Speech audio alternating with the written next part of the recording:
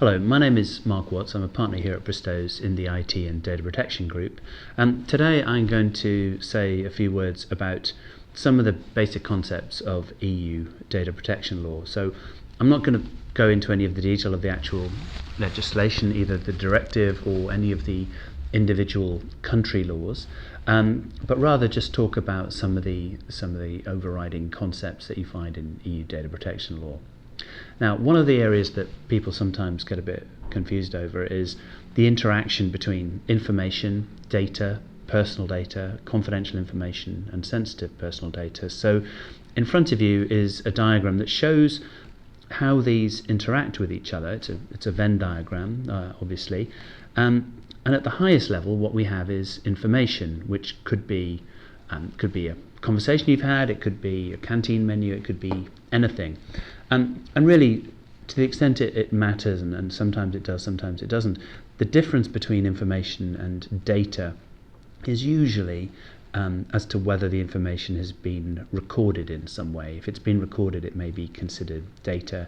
If it hasn't, if it's just, say, an oral conversation, it may be just considered as information. So that isn't a distinction that matters so much for the purposes of this discussion. But then within information and or data, we have, as shown on the diagram, we have this concept of personal data, and this is the information to which data protection laws in the EU applies. This is the term that's used rather than PII, which we come across in the United States, for example. Over here it tends to all be about personal data. And essentially, if the information you're talking about is within this circle, then you're subject to the law. If it's outside the circle, then you're not. It's a jurisdictional definition, if you like. So what is personal data? Well, again, as a generalization or rule of thumb, it's information about identified or identifiable human beings. That is to say, it's about people, typically. There's a few exceptions to that in some countries, but on the whole, it's about people rather than companies or organizations. It's information about them as people, or to use the language of the legislation, relating to them, as opposed to being about something else, like their car or house or whatever it might be. And also they need either to be identified or identifiable. Now there's a whole nother talk potentially on the definition of personal data, and particularly this concept of identifiability. When is somebody actually identified? But for the purposes of this, just think of it as, if it's about a unique individual who's distinguished in some way, then chances are it's personal data and will be within the scope of EU data protection legislation. Now within that, and it's important to note that it is within that, we have this other category that's shown of sensitive personal data. So it's a subset. Now what that means is, being personal data, this information is subject to data protection law and all of the obligations under it, but because it's a special category, it's subject to additional obligations. So if your information is within this circle of sensitive personal data, then there are various consequences under EU data protection law. Now, to be within the category of sensitive personal data, first it needs to meet the requirements of personal data, obviously, but then it also needs to be information about revealing specifically matters such as race, ethnicity, sex life, philosophical beliefs, religious beliefs, political beliefs, criminal activity. So much more sensitive information about the individual, but excluding many things that are often regarded by individuals as sensitive personal data incorrectly, such as credit card information. It's sensitive information in an everyday sense, but it's not sensitive personal information within the scope of EU data protection law. So that's how sensitive personal data fits in. The other circle that's shown now is that of confidential information, and the way these two interact is quite significant, because you can see there's not complete overlap between confidential information and either personal data or sensitive personal data. And so while it's possible, and indeed fairly commonplace, to come across information that is both personal and confidential, this is not necessarily the case. And so there's lots of examples of confidential information that's nothing to do with identified human beings and so would fall outside the scope of the law. So an obvious example of that might be, say, trade secrets or something like that. Highly confidential, needs to be very carefully handled, but it's still nothing to do with data protection law in the EU. Of the other examples, the section on the diagram that's highlighted at the moment, that's sensitive personal data, which is not also confidential information. An example of that might be if somebody has posted information about themselves, their race, their religious beliefs, or whatever it might be, on a social network, for example. So it's publicly available. It couldn't be said to be confidential, but it's still sensitive personal data, and so still needs to be handled in a particular way in accordance with the legislation. The section highlighted now that shows sensitive personal information that is also confidential, the best example of that would probably be some kind of health record, for example. Clearly there's a doctor-patient relationship that would cause confidentiality to arise, but it's also health information, so sensitive personal data. So as you can see, depending on where you are on this Venn diagram, that will determine what your obligations are in relation to that particular piece of information. Now, if we assume that we're talking about, for the rest of this discussion, only information that is personal data or sensitive personal data, well, what does that mean? What are these obligations? And I'd like to spend a few minutes just explaining what they are in high-level terms. The first thing to appreciate, which sometimes comes as a surprise for those not familiar with EU data privacy law, is that the default position under European data privacy law is that you can't process personal data at all. That is, you can't process it unless you can find some kind of processing criteria or legal justification for moving away from that default position. And that's quite different to what we see in the United States and other countries, for example. So what this tends to look like is a requirement that the data be processed lawfully, and part of lawful processing is making sure that it's possible to identify a justification under the law that allows the data to be processed. And there's, for regular personal data as opposed to sensitive personal data, there's quite a few of these. And so it could be consent, it could be because the processing is necessary to perform a contract with the individual, or it could be simply that the processing is necessary for the legitimate interests pursued by the controller, which is a bit, if you like, is a bit of a sweep up or catch-all one, although I'm simplifying somewhat, and there can be situations where the rights of the individual trump the legitimate interests of the controller. But on the whole, finding a processing criteria for ordinary personal data is relatively straightforward.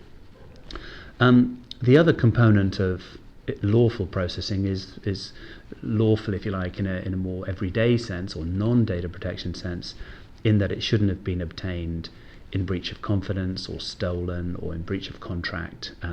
That's a more everyday sense of the meaning of lawful. Now, in addition, the processing should be conducted fairly. So there is this overriding fairness obligation that attaches to personal data, meaning that, for the most part, that it must be processed in a way that's in line with the expectations of the individual to whom it relates. So if you're collecting information about a particular individual, then fairness would require you to inform them who you are, what you're going to do with the information, and that may include where you're going to send it or who you're going to share with it. But as a rule of thumb, anything that they simply wouldn't expect, or you couldn't reasonably expect them to contemplate, you ought to tell them as part of the fairness obligation. And typically that's done by way of a data protection notice, which online can turn into a privacy policy, or offline it may simply be a paragraph or two setting out the essential points of what's happening to the information concerned. Now, just before we leave this point about processing information fairly and lawfully, let's come back to the question of sensitive personal data, because that too needs a separate justification or processing criteria before it can be handled lawfully in the EU.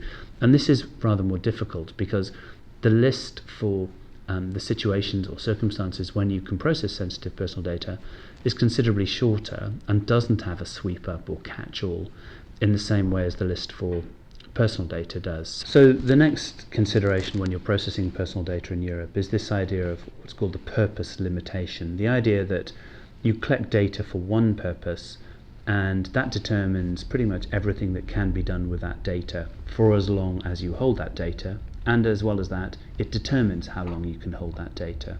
So for example, if you're an online retailer and you collect information in the course of selling a book or something online, then that your purpose would be the fulfillment of that transaction, and that will influence how long you may keep that data, who you may share that personal data with, so what third parties may get it, if whether they're involved in that transaction or not, and also at what point you should delete that data. So this idea of the original purpose attaching to the data and staying with it and influencing what's done with the data throughout is an important concept, and essentially only processing that is not incompatible, is the language used, with that original purpose can be conducted. So what that would suggest correctly is that you can't collect data for one purpose and then mid-flight change the purpose, change the reason why you are processing that personal data. That's not easy to do. Now that sounds rather restrictive, which in some senses it is, but what you can do, which overcomes a number of these problems and which is a fairly commonplace approach in many privacy policies, is to collect data for more than one purpose simultaneously. So you may, at the point of collecting the data in my example, you may disclose the fact that the data is going to be processed for the purpose of fulfilling a book transaction, but you may also disclose that the information is going to be used for analysing the provision of service for user improvement. You may also be able to do some form of limited direct marketing using that data. To do more, perhaps you'd need to get into consent and so on. But essentially this idea of you collect it for a purpose and that's it, that's a pretty strong concept over here. So moving on, other obligations that attach to personal data processing is the requirement that it should be, the processing of it should be adequate, relevant, and not excessive. Now that's a bit of a mouthful, but what that's really getting at is what's called the proportionality principle, which essentially says, well, if you don't need particular personal data for that particular purpose, then don't process it. So by way of example, if you were collecting information online for recruitment purposes, then in order to do the initial sifting of CVs or resumes, you'd need the individuals, the applicants, to upload their information, such as their CV or resume. But what you wouldn't need would be for them, to take a somewhat extreme example, to upload, say, their bank account details. Ultimately, as the recruitment process comes to an end and you found the successful candidate and they become an employee and you need to pay them, you will need their bank account details. But simply because you need them about the one successful applicant isn't going to justify collecting those details about, say, the 99 unsuccessful applicants. And so that would be an example of disproportionate processing. And another way to think about this is that the more personal data you have, as you can see, the more compliance obligations you have in relation to that data. And so why create an unnecessary headache for yourself? If you don't need the data for that purpose, then don't collect it.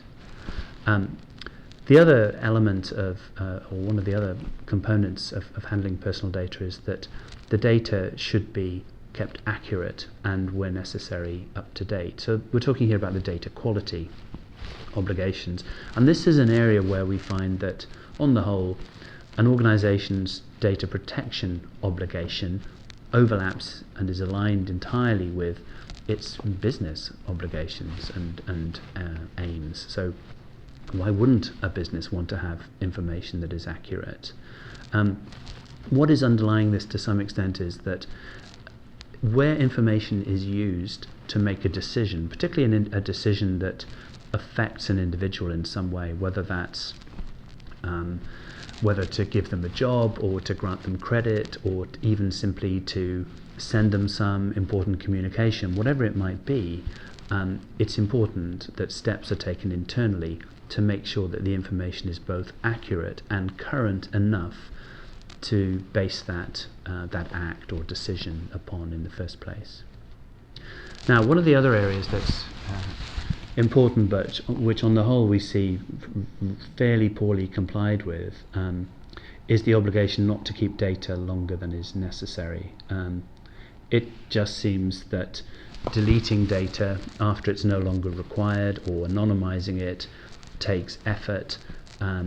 Storage is very cheap these days, at least for electronic information, and so on the whole we see many organizations hoarding information, not necessarily deliberately, but simply because it takes a lot of effort to track down and remove personal data in a large organization. But essentially what this principle requires is once you're done with the data, then you should no longer hold it. So going back to the recruitment example, there's a successful applicant in the example I used earlier. That data, of course, now that person has become a current employee, you have an ongoing need to hold that data, so that's fine for as long as the person is an employee and perhaps shortly after. For the majority of the unsuccessful applicants, you don't need their resume anymore. They're not going to get a job. Perhaps they aren't just unsuitable for that particular vacancy, they're unsuitable for all vacancies. You don't need to hold their information and should be taking steps to delete, for example, their CV or resume in those circumstances. Now, the other aspect to this, I've talked about the obligations on organizations when they're handling personal data. So that there's a lot of the law talks about things you must do or not do in relation to data as an organization. The flip side of that is that European data protection laws give data subjects rights, and organizations must process the data in a way that is respectful of those rights. So I won't go through all of them in great detail, but the sort of headline ones that sometimes come as a bit of a surprise for some organizations is there's a pretty wide right of access for the individual to obtain, cite and a copy of the personal data relating to them that an organization processes, and that's a right that is fairly widely exercised where an individual might contact the organization. It usually has to be in writing, but not always, saying, I'd like to see a copy of all of my information, please. And typically the organization will have a set time frame, which can be from 10 to 40 days, depending on the country, within which to respond with that information. And then there's other rights as well that sort of go along with that, such as if the information is inaccurate, the data subject, the individual, has the right to have it corrected by the controller. And equally, if the individual suffers loss as a result of the data processing, there can be circumstances where a claim can be brought against the controller and they can seek damages and so on. The next obligation that controllers should be aware of when they're processing personal data is that there is an express data security obligation within the legislation. This is typically phrased as an obligation to ensure appropriate organizational and technical measures or appropriate security. It does go slightly beyond data security in that it also looks at the various roles of individuals and physical security and the wider security package, if you like, as to how personal data should be protected. And there's a number of criteria that in a given instance a controller should look at to determine where the security bar should be. So for example, if the information being protected is merely, I don't know, names and addresses or something like that, then the bar can be significantly lower potentially than if it were health records or something far more sensitive and where the consequences of an inadvertent disclosure would be far greater and far more negative. There's various aspects to this. It's a terribly important obligation. Notwithstanding that, we see an awful lot of data breach activity, sometimes avoidable, sometimes accidental, sometimes just one of those things. But certainly it's very newsworthy when an organization loses some kind of portable medium, whether it's a USB key or a laptop or whatever, and it contains a significant amount of personal data about individuals. So it's something really to focus on, obviously. One final aspect of that to mention is that there are additional, perhaps more specific security obligations in circumstances where the organisation is taking its data and it's outsourcing it to a third party. So typically this is what's referred to as a controller processor organisation, the idea that the outsourced, or the party that's receiving it under an outsourcing arrangement is merely acting as your processing agent, if you like, and as part of you. Now in that situation there's additional obligations that need to be complied with, such as choosing a safe pair of hands for the data, making sure that you've got a decent contract in place with them that contains all the necessary protections. And the final obligation to talk about in relation to personal data is probably the obligation that has been the single most high profile aspect of European data protection law over the last 15 years or so, and that's this idea of there being an export ban on personal data leaving the European Economic Area, which sounds extreme and unfortunately is rather extreme. It can be overcome, and there are various exceptions to the rule, but on the whole, if we have personal data in Europe, then it is by no means straightforward to lawfully communicate that personal data outside of Europe in any widespread manner. There's some countries where there are exceptions because they're regarded as having data protection that is not dissimilar perhaps to that of Europe, but that's a very small number of countries. It's 14 or so at the moment, and for transfers to other countries, then typically controllers need to look at other types of solutions. So perhaps people will be familiar with the EU-US safe harbour, that's one option, or more commonly perhaps some form of contractual arrangement between the EU-based sender of the data and the non-EU-based recipient. So that's it in a nutshell, a bit of a canter through the main concepts of EU data protection law, and I hope that you found that useful. Thank you.